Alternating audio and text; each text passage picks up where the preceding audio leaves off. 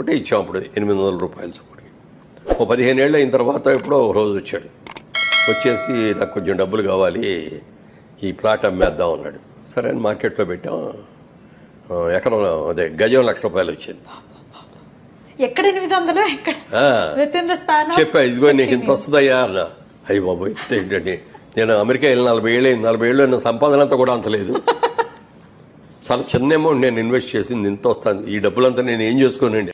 Warangal highway అంటే JSR group sun city, JSR group sun city అంటే Warangal highway.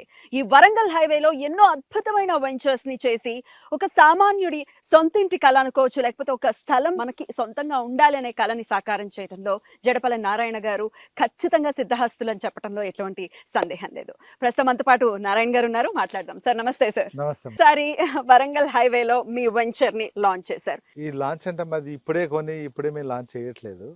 Last 10 years back ఈ హైవేలో తక్కువ ధరలే ఉన్నప్పుడు ల్యాండ్స్ అన్ని కొని మా కంపెనీ పేరు మీద రిజిస్ట్రేషన్ చేసి పెట్టుకున్నాం.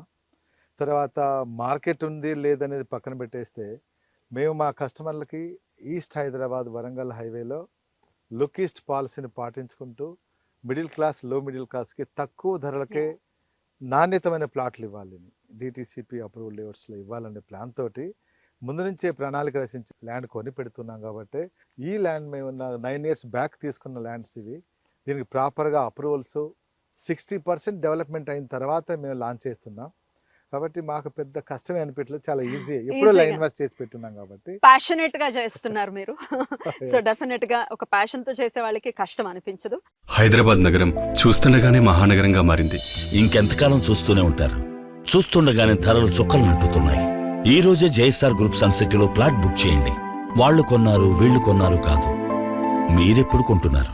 జేఎస్ఆర్ గ్రూప్ సన్ సిటీ మీ భవిష్యత్తుకు బంగారు నిధి.